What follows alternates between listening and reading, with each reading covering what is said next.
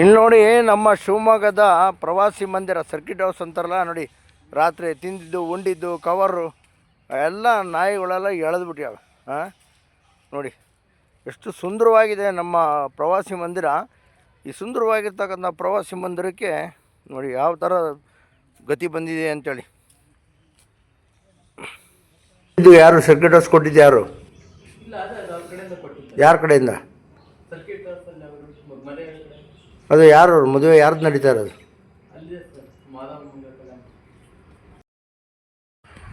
ಮದುವೆ ಮನೆ ದಿಬ್ಬಣದವರು ಒಂದು 40 ಜನ ಬಂದುಬಿಡ್ಯಾರ ನೋಡಿ. ಬಸ್ಸಲ್ಲಿ ಬಂದ್ಯಾರೆ ಮದುವೆ ನೆರವೇರಿಸೋದಕ್ಕೋಸ್ಕರ. ಏನು ರೀ ಇದು?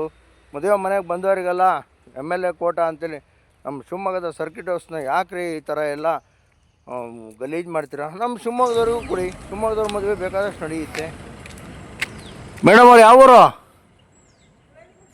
ಏನಕ್ಕೆ ಬಂದಿರಿ ಇಲ್ಲಿ? ಮದುವೆ ಯಾರದ್ದು? ಎಲ್ಲಿ ಬೇರೆ ಕಡೆ ಎಲ್ಲೈತಿ? ಇದು ಸರ್ಕಿಟ್ ಹೌಸ್ ರೀ. ಇದು ಇಲ್ಲಿ ಮುಖಂಡರುಗಳು ಎಲ್ಲ ಉಳಿಯೋವಂಥ ಜಾಗ. ನೀವು ಮದುವೆ ಮನೆಗೆ ಬಂದವ್ರು ಉಳಿಯೋ ಜಾಗನ ಇದು? ಪಾಪ ನೀವೇನು ಮಾಡ್ತೀರಾ? ಯಾರು ನಿಮಗೆ ರೂಮ್ ಮಾಡಿಕೊಟ್ಟಿದ್ದು? ಇದೇನು ಸರ್ಕಿಟ್ ಹೌಸೋ ಇಲ್ಲ ಮದುವೆ ಮನೆ ದಿಬ್ಬಣನೆಲ್ಲ ಇಟ್ಕೊಂಡಾಗ ನೀವು ಸೀರೆ ಗೀರೆ ಎಲ್ಲ ಹಾಕ್ಕೊಂಡು ಏನು ನಮ್ಮ ಶಿವಮೊಗ್ಗದ ಸರ್ಕಿಟ್ ಹೌಸಿನ ಮರ್ಯಾದೆನೇ ತೆಗಿತೀರಲ್ಲ?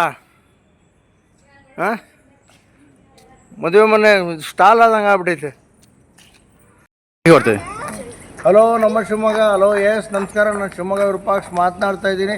ಇವತ್ತು ನಮ್ಮ ಶಿವಮೊಗ್ಗದ ಅದ್ಭುತವಾಗಿ ಪ್ರಸಿದ್ಧವಾಗಿರ್ತಕ್ಕಂಥ ತುಂಬ ಸುಂದರವಾಗಿರ್ತಕ್ಕಂಥ ಪ್ರವಾಸಿ ಮಂದಿರ ಸರ್ಕಿಟ್ ಹೌಸ್ ಅಂತಾರಲ್ಲ, ಆ ಸರ್ಕಿಟ್ ಹೌಸ್ನಲ್ಲಿ ಯಾರೋ MLA ಕಡೋರಂತೆ. ಅವ್ರಿಗೆ ಇಲ್ಲಿ ಮದುವೆ ಮನೆ ದಿಬ್ಬಣಕ್ಕೆ ಇಲ್ಲಿ ಎಲ್ಲ ರೂಮ್ಗಳನ್ನೆಲ್ಲ ಕೊಟ್ಟಿದ್ದಾರೆ. ಅವರು ಎಲ್ಲ ಗಲೀಜೆಲ್ಲ ಮಾಡ್ಯಾರ. ರಾತ್ರಿ ಉಂಡಿದ್ದು ತಿಂದಿದ್ದೆಲ್ಲ ಈ ಥರ ಎಲ್ಲ ಕೊಟ್ಟು ನಮ್ಮ ಶಿವಮೊಗ್ಗದ ಪ್ರವಾಸಿ ಮಂದಿರದ ಮರ್ಯಾದೆಯನ್ನು ಹಾಳು ಮಾಡಬೇಡಿ. ನಮ್ಮ ಯಡಿಯೂರಪ್ಪನವರು ಒಳ್ಳೆ ಬಿಲ್ಡಿಂಗನ್ನು ಕಟ್ಟಿಸ್ಯಾರೆ.